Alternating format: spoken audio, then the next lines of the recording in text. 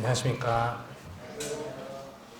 오늘은 사도행전 2장에 대해서 교제하기 원합니다. 사도행전 2장은 교회의 탄생에 대해서 이야기하고 있는데요. 성경을 펴셔서 함께 읽겠습니다. 2장 1절부터 11절 말씀을 함께 교독하겠습니다. 저부터 읽겠습니다. 오순절 날이 이미 이름에 그들이 다 같이 한 곳에 모였더니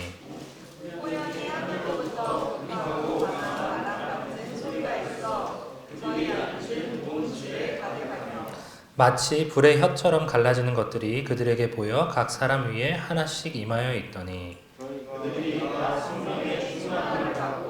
성령이 말하게 하심을 따라 다른 언어들로 말하기를 시작하니라. 그때에 경건한 유대인들이 천하 각국으로부터 와서 예루살렘에 머물러 있더니 이 소리가 나매 큰 무리가 모여 각각 자기의 방언으로 제자들이 말하는 것을 듣고 소동하여 다 놀라 신기하게 여겨 이르되 보라, 이 말하는 사람들이 다 갈릴리 사람이 아니냐.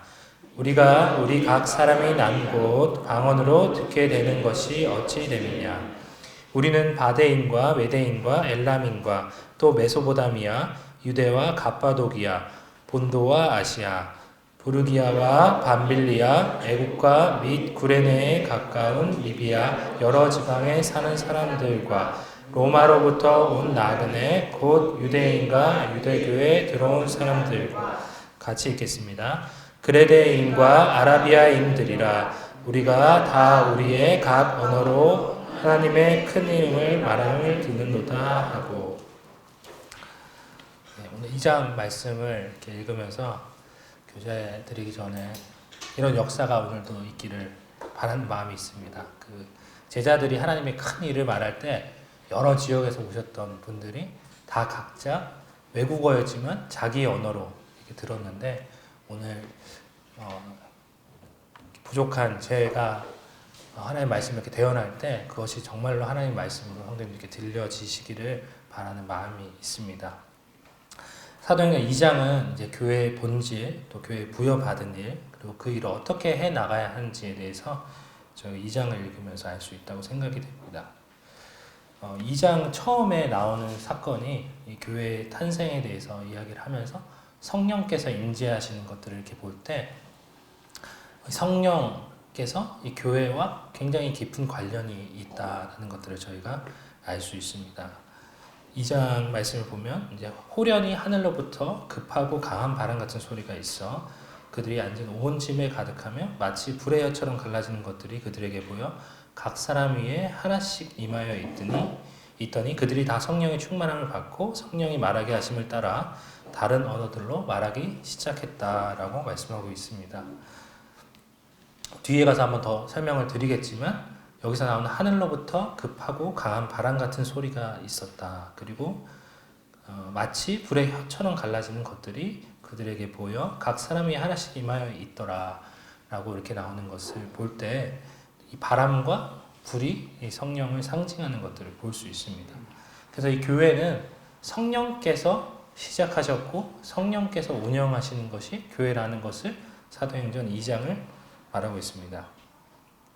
그렇다면 반대로 사람이 세우고 사람이 운영하는 그런 교회는 이 성경에서 말하는 교회가 아니라 거짓된 교회라는 것을 저희가 잘 알 수 있습니다.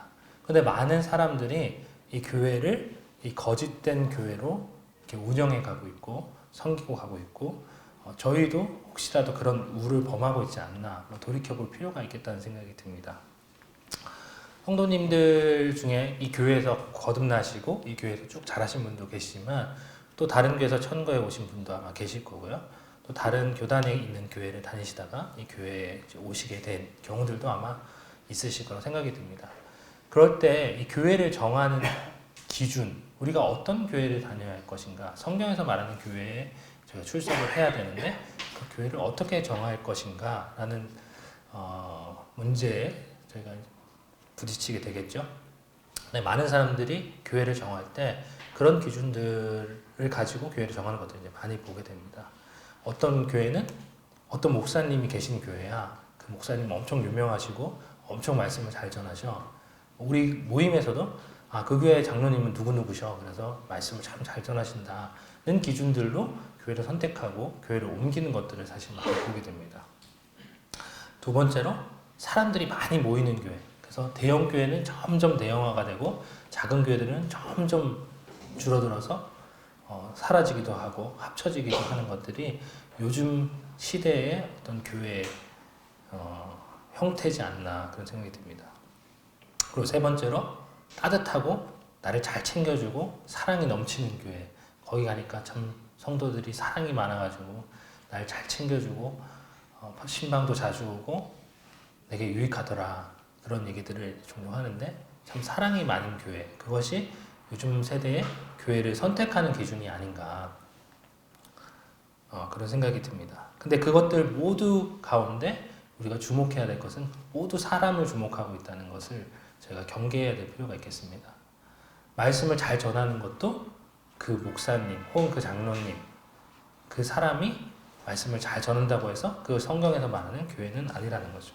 사람들이 많이 모이는 거, 사람들이 친절한 거, 사랑이 많은 거 그것이 성경에서 말하는 교회가 아니라는 것입니다. 성경에서 말하는 교회는 한결같이 성령께서 운영하시고 성령께서 시작하셨고 성령께서 돌보시는 교회가 이 성경에서 말하는 교회라는 것을 사도행전은 말씀하고 있습니다. 우리가 생각하는 기독교 또 교회와 이 성경에서 말하는 기독교, 성경에서 말하는 교회는 큰 차이가 있다는 것을 저번 시간에도 한번 말씀을 드렸고 오늘도 좀 말씀을 드리려고 하는데 기독교의 특성에 대해서 두 가지 정도 오늘 교제를 나누길 원합니다. 기독교는 죽은 종교가 아닙니다. 기독교는 기독교 교회사를 이렇게 볼 때 기독교의 적은 항상 어떤 종교였습니다. 근데 많은 사람들이 이 기독교를 여전히 종교로 생각을 많이 하죠. 군대에 가면 일요일 되면 종교 행사가 있습니다. 그래서 이제 군인들이 어떤 종교 행사에서 얼마나 좋은 과자를 주느냐에 따라서 종교를 바꾸는 일들이 벌어지죠. 절에 가면 초코파이를 주는데 교회를 가면 몽쉘통통을 준다더라 하면 교회로 몰리기도 하고 다음 주가 돼서 이제 절에서 그 소식을 듣고 이번에 초코파이 2개 주겠다 하면 이제 저번 주까지 교회 갔던 우리 군인들이 이제 불교로 절로 가서 또 절을 하는 것들을 이렇게 종종 볼 수 있습니다. 근데 많은 사람들이 마치 이 기독교를 그런 어떤 여러 가지 종교 중에 하나로 이제 생각하게 하는 것 같습니다. 그리고 이 종교의 어떤 하나의 행사로서 이 기독교를 정의하고 있는 것을 보게 됩니다. 일요일날 예배에 와서 예배를 드리고 말씀을 듣고 그리고 돌아가는 것 그것이 기독교고 그것이 마치 나의 신앙인 것처럼 생각하지만 기독교 교회 성경에서 말하는 것은 그렇지 않다는 것입니다. 그리고 교회는 어떤 위대한 한 사람에 의해서 운영되는 것이 아닙니다. 어떤 아까 말씀드린 대로 유명한 설교자, 유명한 목사님, 어떤 훌륭한 사람이 다니는 그런 교회에 의해서 이루어진다고 하더라도 그것이 잘 운영되고 많은 사람이 모이고 잘 운영되는 것처럼 보인다 하더라도 그것은 성경에서 말하는 교회가 아닙니다. 세 번째로 교회는 건물이 아닙니다. 우리는 이제 흔히 교회에 갑니다. 일요일마다 교회에 갑니다. 라고 이렇게 얘기하는데 이 교회는 이 예배당을 지칭하는 말이 아니라는 것을 저희가 잘 알고 있죠. 그리고 네 번째로 교회는 우리가 얼마나 헌신되고 얼마나 기도하느냐에 달려있지 않습니다. 우리가 교회를 위해서 열심히 기도하고 열심히 헌신하고 열심히 봉사한다고 교회가 하나님 말씀하시는 그런 교회가 이루어지는 것이 아니라는 것이죠. 그러면 우리는 무엇 때문에 이 예배에 나오셨습니까? 우리가 주일 성수라는 말을 이제 종종 듣게 되는데요. 주일을 거룩히 지켜라 이런 말씀을 여러 기독교에서 이제 얘기하고 있는데 주일날 교회에 나오면서 많은 사람들이 예배가 너무 길지 않았으면 좋겠다. 오늘도 조금 예배가 이제 길어서 11시 33분, 35분에 끝났는데 마음이 어려우신 성도님들이 계셨지 않았을까 염려가 됐는데 많은 기독교인들이 안타깝게도 오늘은 예배가 너무 길지 않았으면 좋겠다. 딱 제 시간에 맞춰서 일찍 집에 갈 수 있었으면 좋겠다. 라는 소망을 품고 예배에 나온다는 소식을 전해 들었습니다. 우리가 이런 습관을 쫓아서 예배를 나오는데 그것은 사실 예배가 아니고 하나님께서 받으실 만한 것이 아니라는 거죠. 어떤 분들은 이 예배가 너무 재미가 없다. 너무 찬양도 고루하고 200년 전에 부르는 찬양들을 꼭 불러야 하느냐. 좀 밝은 찬양을 부르면 어떻겠느냐. 아니면 우리가 신나게 박수를 치면서 찬양을 부르면 어떻겠는가. 아니면 기타와 드럼과 여러 가지 밴드들을 가지고 신나게 좀 생기 있는 그런 예배를 드리는 게 좋지 않겠나 하고 그렇게 예배 형태를 바꾸기도 합니다. 저는 이 부분에도 재주가 없지만 어떤 분들은 이 설교도 너무 지루하기 때문에 설교에 여러 가지 유머들을 섞어서 참 재밌게 말씀을 전하시는 분들을 이렇게 보게 되는데 그렇다고 하더라도 그것은 하나님께서 기뻐하시는 예배가 아니고 하나님께서 기뻐하시는 설교가 아니라고 생각이 듭니다. 왜냐하면 이것도 여전히 사람이 조직하고 사람이 계획한 예배이기 때문입니다. 어제 제 의도치 않게 가정교회에서 이렇게 교제를 하면서 성령님에 대해서 이제 교제를 하게 됐습니다. 그래서 오늘 이제 성령님에 대해서 함께 교제를 하려고 준비를 했었는데 이제 성령님에 대해서 어제 가정교회에서 또 교제를 하게 됐는데 교제를 하다 보니까 성령님이라는 주제에서 시작해서 예배라는 주제로 교제를 많이 하게 됐습니다. 그 이유가 우리가 드리는 예배는 뭔가 다른 교단에서 드리는 예배와 좀 다르고 많은 선배들에게 제가 들었던 예배에 대해서 정의하시는 것을 들을 때 성령이 주관하시는 예배다. 우리 예배는 그런 얘기들을 이제 많이 들었습니다. 성령께서 이 예배를 운영하시고 주관하시고 하나님께 드리시는 그 예배가 우리가 드리는 예배라고 저는 배워왔습니다. 그래서 어떤 형식도 없고 누구도 이 예배를 계획하거나 예배를 주관하지 않습니다. 그냥 성령께서 이 형제님들을 이렇게 만지실 때마다 일어나서 예배를 드리시고 또 찬양을 선곡하시고 하지만 그 각자 드리는 그 예배를 하나로 딱 성령께서 모으셔서 하나님께 드리는 그런 예배.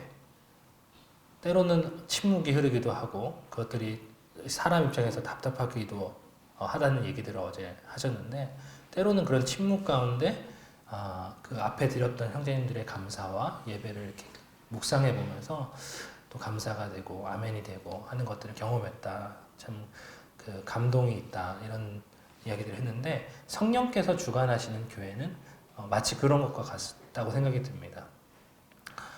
사람이 잘 조직하고 잘 계획하는 그런 교회보다 성령께서 조직하시고 성령께서 운영하시는 교회가 참 성경에서 말하는 교회고 참 이 사람에게 감동을 주는 그런 예배가 아닌가 그런 생각이 듭니다. 이것에 대해서 마틴 로이드 존스라는 유명한 설교자는 이렇게 얘기했습니다. 우리가 제어하는 것은 무엇도 기독교가 아닙니다. 기독교는 우리를 제어하는 것, 우리를 다스리는 것, 우리에게 일어나는 것입니다. 이렇게 이야기를 하셨는데 굉장히 공감이 됐습니다. 그래서 이 교회를 우리가 세우고 교회를 위해서 헌신하고 교회를 위해서 기도한다고 해서 교회가 세워지는 것이 아니라 이 교회는 하나님께서 세우시고 우리가 그 안에서 세움을 받는다는 것이죠. 두 번째로 우리는 알지 못하는 하나님을 예배하지 않습니다. 알지 못하는 하나님 이렇게 하실 때 생각나시는 구절이 있으신가요? 사도 바울이 선교 여행을 다니다가 아덴에 갔을 때 여러 신들을 여러 우상들을 섬기는 그 아덴 사람들을 보다가 알지 못하는 신에게라는 그 구절을 보고 너희가 알지 못하는 그 신에 대해서 내가 알려주겠다라고 설교하는 장면이 사도행전 17장에 나오죠. 근데 많은 종교의 신들은 사실 잘 알려지지 않습니다. 저 뒤에 숨어서 내가 기도할 때 어떤 절대자로서 내 기도를 들어주고 우리를 돕고 이런 존재로 이제 여겨지지만 이 기독교에서 말하는 하나님도 우리가 그렇게 많이 섬기죠. 마치 뭔가 어려운 일이 있을 때 기계적으로 하나님께 기도하면 하나님께서 복을 주시고 하나님께서 도와주시고 문제들을 헤쳐나갈 수 있게 하시는 분이라고 하나님을 인식하고 있으시다면 이 성경에서 말하는 하나님에 대해서 우리가 조금 더 자세히 알 필요가 있겠다 하는 생각이 듭니다. 성경에서 말하는 하나님은 그런 여러 다른 종교의 신들과는 좀 다릅니다. 그분은 우리가 실제적으로 관계 맺고 싶어 하시고 개인적인 관계들을 맺고 싶어 하시고 우리 삶 가운데 찾아오셔서 우리의 삶 가운데 개입하시고 우리를 이끌어 가시는 분입니다. 네, 이 성경의 여러 가지 예들을 성도님 잘 아실 거라고 생각 드시는데요. 몇 가지 예만 설명을 드리겠습니다. 오늘 예배 시간에 한 형제님이 또 이런 예배를 드리셨는데 아담과 하와가 범죄했을 때 하나님은 니는 실패한 창조물이야 이렇게 버려두지 않으셨습니다. 그들을 찾아서 오셔서 아담아 내가 어디에 있느냐라고 찾으시고 그 아담의 삶 가운데 개입하시고 그가 잘못한 부분들을 드러내시고 그를 벌하시고 또 그를 회복하시길 약속하시는 그런 장면들이 나오죠. 두 번째로 바벨탑 사건을 보면 우리가 오늘 장면에 어떤 반대되는 그런 장면으로 바벨탑 사건이 많이 나오는데 사실 바벨탑 때문에 우리가 여러 가지 고통을 많이 받지 않습니까? 바벨탑 때문에 영어도 배워야 되고 여러 가지 언어들을 배우느라 우리 청년들 그리고 직장인들이 고통을 받고 있는데 그래서 그 다른 교단에 있는 그 친구들이랑 교제를 하다 보면 가장 좋은 방언이 영어로 방언을 받는 거다 이렇게 얘기하는 갑자기 하나님께서 방언을 주셔서 막 얘기하면 영어가 술술술술 나오는 최고의 방언이다 이런 얘기도 들었는데 이 바벨탑 사건은 성도님 잘 아시다시피 내가 저 위에 계신 분은 같아지리라 하고 바벨탑을 높이 쌓잖아요. 그런데 되게 아이러니하게도 하나님께서 이 바벨탑을 흩으실 때 위에서 내려오십니다. 그러니까 그렇게 높이 쌓았는데도 여전히 하나님이 내려오셔야 되는 정도밖에 되지 않는 거죠. 그렇게 하나님께서 내려오셔서 그들을 흩으시고 그들을 벌하시고 다시 그들을 구원하시는 계획들을 세워가시는 것들을 볼 때 사실 다른 종교의 신들이라면 뭐 그렇게 하든지 말든지 내가 있는 곳까지 미치지도 못할 테니까 그냥 내버려 뒀을 겁니다. 하지만 우리 하나님은 직접 우리 삶에 개입하시고 우리 삶에 찾아오셔서 가르치시고 교정하시는 그런 하나님이라는 거죠. 이 두 가지 사건이 좀 부정적인 케이스라면 아브라함, 야곱, 모세, 엘리야 이런 사람들에게는 하나님께서 그들을 직접 부르시고 그들과 말씀하시고 그들과 관계 맺으시고 그들의 삶 가운데 개입하시면서 그들을 계속해서 하나님의 사람으로 이렇게 만들어 가시는 것들을 우리가 볼 수 있습니다. 오늘 사도행전 2장 7절 말씀에 다 놀라 신기하게 여겨 이르되 보라 이 말하는 사람들이 다 갈릴리 사람이 아니냐라고 이제 얘기하죠. 제자들이 다 그 갈릴리 지역에서 살았지 않습니까? 딱 한 사람 유다만 이제 남유다 지방 출신이었고 11명의 제자들은 다 북쪽에 있는 갈릴리 지방 사람들이었습니다.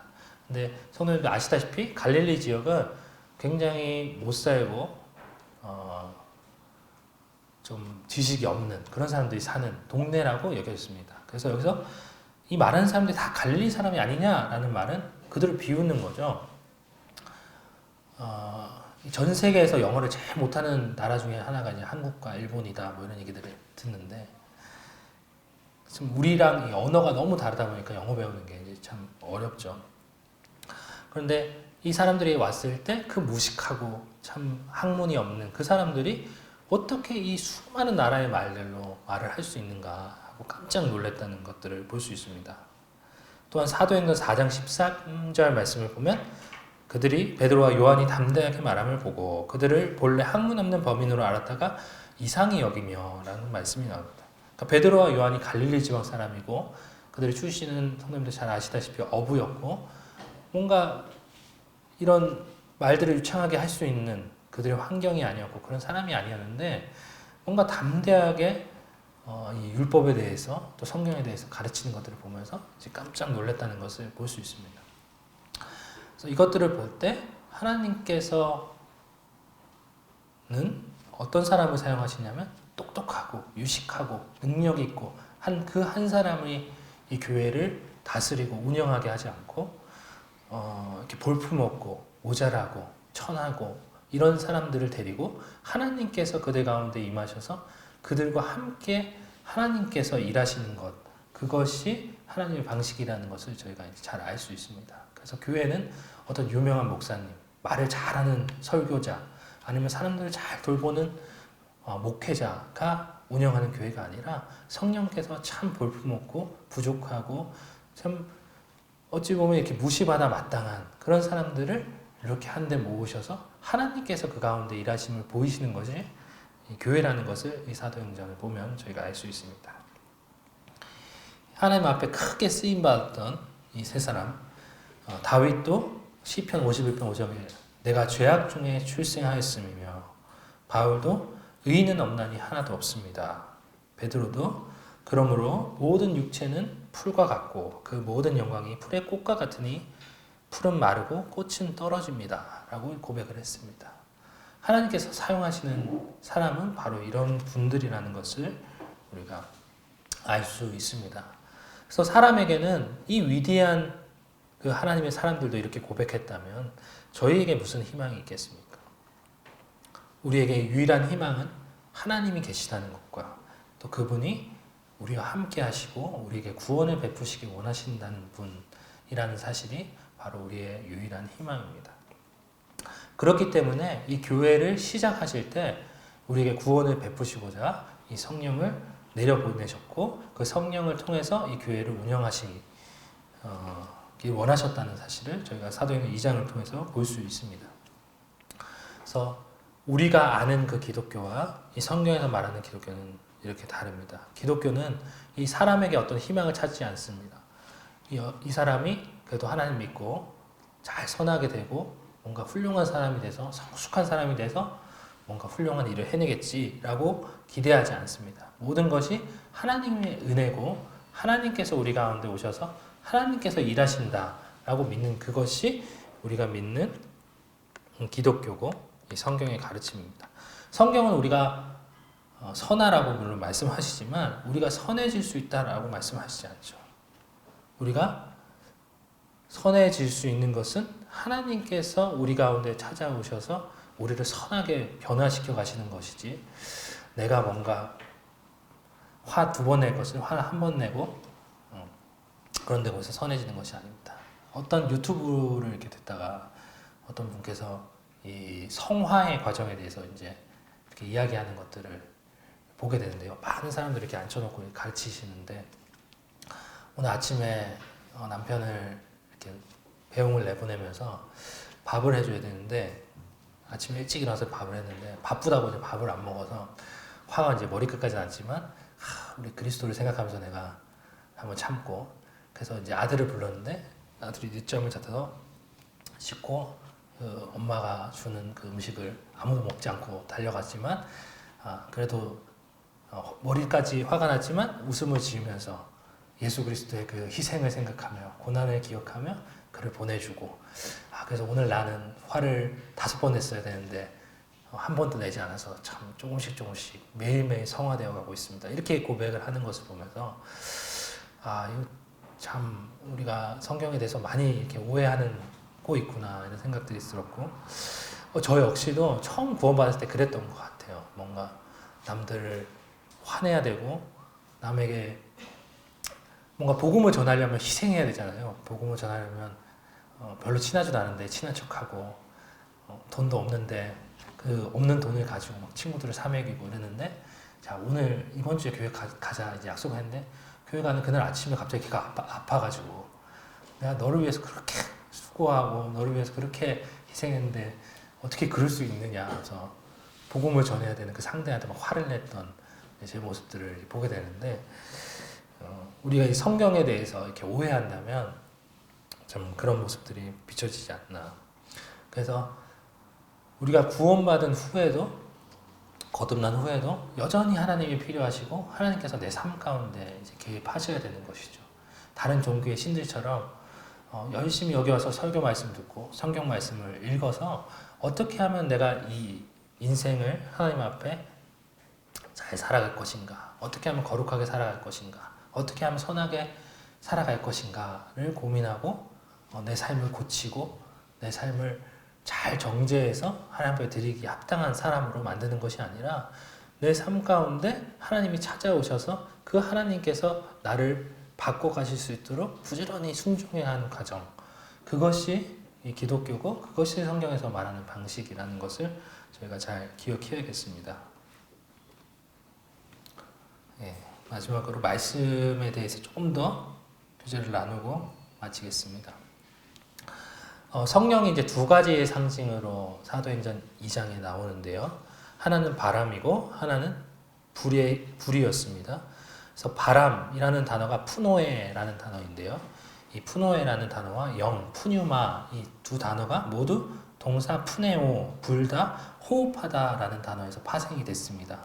그래서 이 바람과 영을 이 히브리어에서는 굉장히 유사하게 이제 사용하고 있다는 것을 저희가 알 수 있습니다. 가장 저희가 잘 아는 예수는 하나님께서 사람을 지으실 때 흙으로 빚으시고 어떻게 하시죠?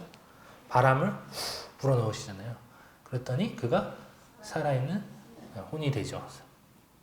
저희 성경에는 생영이 되니라 이런 표현이 나오는데 그렇습니다. 그리고 요한복음 3장에서도 예수님께서 니고데모와 대화 가운데 바람이 임의로 불매 내가 그 소리는 들어도 어디서 와서 어디로 가는지 알지 못하나니 성령으로 난 사람도 그러하니라 이렇게 말씀하셨죠.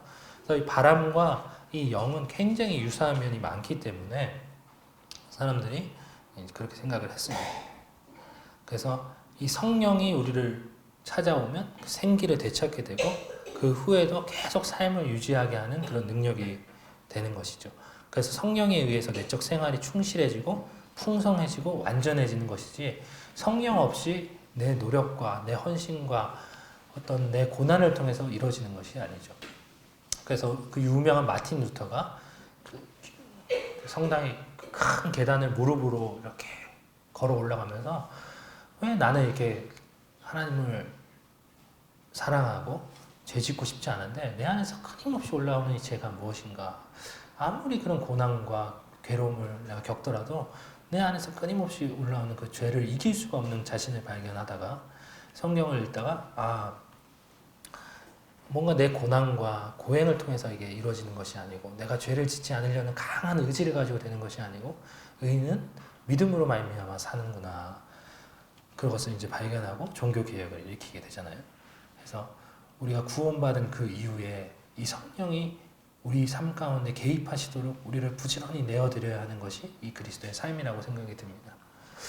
이 성령에 대해서 많은 청년들이랑 교제를 해보니까 청년들은 성령을 굉장히 멀리 있는 분으로 이렇게 생각하는 경향들이 있다는 것을 보고 깜짝 놀랐는데요.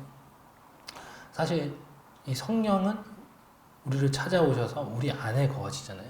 성령이 이 사도행전 2장에 처음 등장하실까요? 사도행전 2장의 성령이 처음 등장하지 않죠. 성령은 창세기 1장부터 처음부터 우리 아버지 또 아들과 함께 계셨던 분입니다. 근데 그 성령께서 이 사도행전 2장에 찾아오셨을 때 굉장히 큰 변화가 일어납니다. 어떤 변화가 있었을까요? 우리 성장 1반을 듣고 있는 우리 성장 1반에서 배웠는데 구약의 성령과 신약의 성령이 뭐가 다를까요, 선우영님?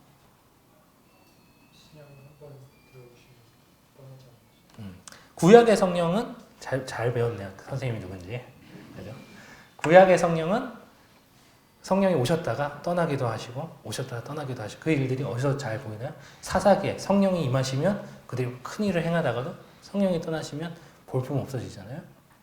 그런데 이 사도행전 2장에 나오는 성령님은 우리 안에 찾아오셔서 내주하신다라고 말하는데 우리 안에 거하시는 거죠. 딱 집을 정하시고 이사 가지 않으시고 우리가 참 볼품없고 성령을 회방하고 성령을 무시하더라도 그 안에서 근심하시지만 우리를 떠나지 않으신다는 거죠. 그 나비 효과라는 말 아시죠? 나비 효과. 저기 열도 지방에서 아주 작은 나비 날개짓이 이렇게 바람을 불어서 큰 폭풍 같은 폭풍을 이렇게 일으키고 태풍을 일으키는 것이 이제 나비 효과라고 이제 얘기하는데요.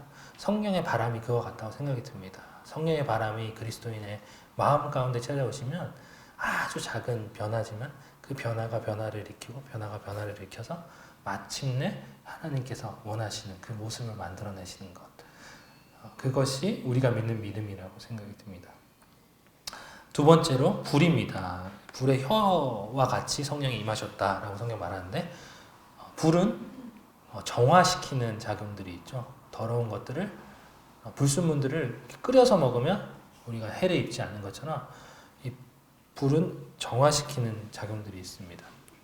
우리의 죄악된 것들을 드러내시고 그것들을 소독하시고 완전히 의로운 사람으로 만들어 가시는 것, 그것이 성령께서 하시는 일이고, 또 불은 빛을 비추시죠. 그래서 우리 가운데 성령께서 우리를 조명하셔서 어떻게 살아가야 하는지, 무엇이 선한 것이고 무엇이 악한 것인지를 비춰주시는 것이 성령께서 하시는 일입니다. 그리고 마지막으로 불은 타오르게 하죠. 불이 붙으면 타오르게 합니다. 근데 재밌는 얘기가 불이 임했다라고 성경 말하지 않고 불이 혀처럼 각 사람의 머리 위에 임했다라고 얘기하고 있습니다. 그래서 이 성령께서 한 사람 한 사람에게 다 임하셔서 우리를 타오르게 하고 우리를 하나님에게 헌신하게 하고 우리를 열정이 있는 사람으로 만들어 가신다는 거죠. 그래서 그동안 참 우리가 쫓았던 것들을 다 버리고 하나님을 위해서 쫓아갈 수 있도록 만드시는 그 힘을 제공하시는 분이 바로 성령님이라는 것을 저희가 알 수 있습니다. 그런데 그런 생각 해보셨습니까? 바람과 불이 함께 만나면 어떻게 되겠습니까? 우리 불난 집에 부채질한다. 화난 사람은 옆에서 저 깐죽거리면 더 화가 나는 것 할 때 그런 얘기를 하는데, 불 옆에 바람이 불면 엄청나게 큰 불을 일으키죠. 아주 작은 불씨라도 바람이 불면 온 산을 다 태우고도 남는 그런 불이 되기도 합니다. 이 성령이 그와 같은 것이죠. 마치 불과 바람이 함께 만나서 우리를 완전히 태우시고 우리를 깨끗게 하시고 우리를 하나님 보시기에 합당한 자로 이제 만들어 가시는 것, 그것을 믿고 그 가운데 순종하는 것, 그것이 우리가 믿는 기독교, 우리가 믿는 교회라고 생각이 듭니다. 그래서 이 교회사는 계속해서 이 두 가지를 가지고 싸웠습니다. 성령이 운영하시는 교회, 아니면 사람이 주관하는 교회. 그래서 우리 안에도 여전히 이 교회를 세우려는 우리의 노력과 우리의 계획이 있다면 하나님께서 그것을 부수시고 이것은 내 교회다 라고 말씀하시고 하나님의 방법대로 교회를 세우실 것이라고 믿습니다. 마지막으로 한 가지 말씀을 드리고 한 가지 질문을 드리고 마치겠습니다. 노아의 방주라고 저희가 하잖아요.